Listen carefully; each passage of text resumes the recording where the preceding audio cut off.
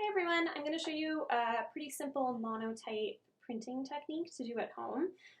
I saw a video a few days ago from High Point Center for Printmaking and they did a really great example of this. So it's pretty simple. You can do it with materials you might have at home and modify it for what you do. I'm just using a piece of acetate. You can use mylar, a piece of plexi, anything that's a non-absorbent surface essentially, because that's what you're going to apply your ink to. And for your ink, I'm just using gouache. You could use watercolor, acrylic, paint, printmaking inks, whatever you want. I've honestly never used gouache. I just have some for whatever reason from when I had it in school. So I'm putting it to good use. I find it works really well when I put a bit more generous layer onto my surface so it doesn't dry out. You do have to work quite fast if you're using paints or gouache. If you're using printmaking ink, then it just depends how you've modified it and how fast you can work with it, but it should be a little bit easier and doesn't dry out. And then I'm just working on a cutting mat. You can work on any surface. You could make a registration sheet to put underneath your plate. And if it's a transparent surface, that's great. I drew directly on to the acetate just using a Sharpie. I just thought it was a little easier and I didn't have to worry too much. But you could do a drawing, put it underneath, and then you could even give yourself guidelines and like what you're going to be working on first. And then what I did after I tested this out a couple times is I just made a hinge for my paper with some painter's tape, just so it doesn't mark the edge of my paper too much. But this way I could just flip it over, work on my matrix on my plate, and then actually press and transfer the ink that way. So that's worked out pretty good for me. I did try it earlier where I had the paper down and then I was putting the matrix on, but I felt like things were kind of smushing about. So test it out. Don't get too hung up on it at first. Try a couple different methods and whatever works for you. The nice thing about the Sharpie is you could just use nail polish remover to clean this off. So after I'm done this image and I've printed it a couple times and I've done a few monotypes from it, I could just use this acetate again and clean it off. I am going to show you how to get set up again, because I think it's pretty straightforward, just like taping down your acetate, drawing, putting your sheet down. But I'm just going to show you if you were going to then reuse this image and do another one. So I'm just going to remove my print. I'll put it up here so I can see as I'm working. They're obviously going to be different. They're monotypes, but you could make a series of this. If you are pretty careful and a bit more particular, you could probably get an edition out of it. It just depends on your image, how you're working, and how many times you try this. I'm just cleaning this up with the water that I have here.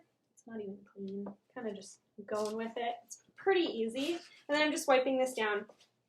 My marks are still pretty much there. I'm going to give myself a little bit more of an outline with my Sharpie and draw my plant pot a little bit better. But it's still like a guideline. I had some freedom with it as I was drawing and painting with the gouache, so you could take some liberties with that, however you would like. The other tools that I have is just a wooden spoon. If you have a Baron, that's great. Honestly, I was using the back of my hand to get enough pressure. Paper, I'm just using some rag paper that I have scraps of. I'm working kind of small. I have a bunch of like just torn edges from large sheets, so they're just my leftovers, and I'm putting them to use. So I could make an addition if I wanted. Washi papers would work great, really anything. And then, actually I'm going to flip that over. I have a straighter edge on this one.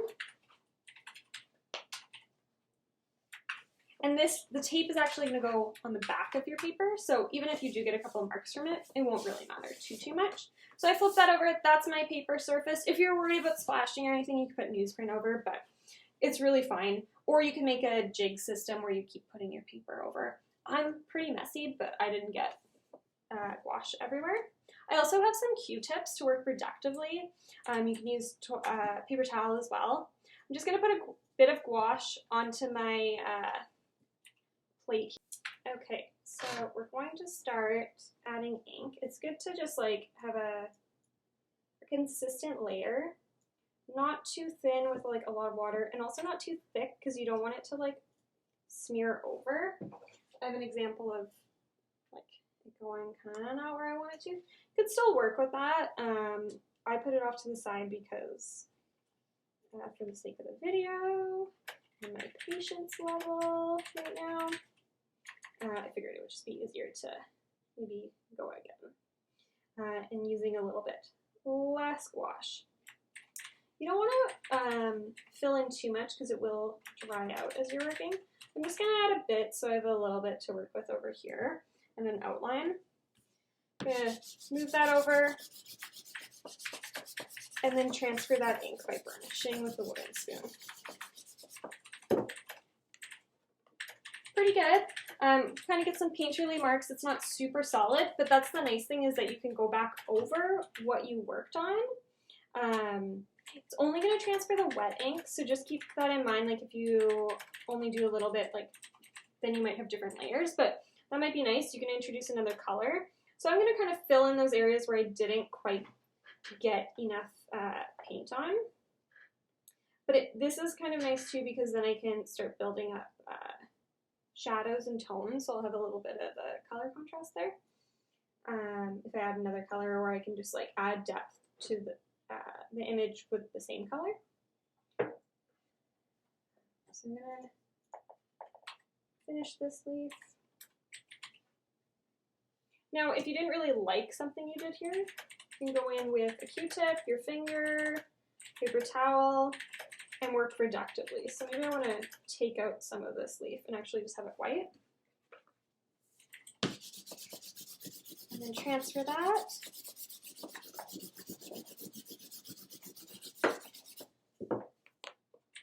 Good. And I'm just going to keep working on this.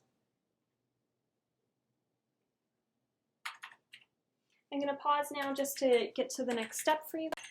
So at this point, you can see I've progressed ahead a little bit. I've just been filling in the other areas. I've been working with a couple other colors just to add some different depth and shadow to the print. And it is more of like a painterly print practice, and like Monotype is really great that way. So if you are more of a painter but want to delve into print, this is a really great way. If you're a printmaker right now that your attention span or you're just distracted with life, this has been really fun for me. I haven't painted in years, so Monotype is a really great way to get back into it. So I'm just going to add some different depth there, and I'm going to add a little bit of darkness from the soil. I'm going to take some of that off, just learning from my other one where it kind of a big blotchy mess. So we'll see if that helps. So just experiment and have fun with it. Start out with newsprint if you want. It will bleed a bit more, but just try it out. Have some fun. So I'm going to keep working at this, but that is mono printing at home. Just using some materials that you might have at home, simple tools, and then you can make some prints. Thanks.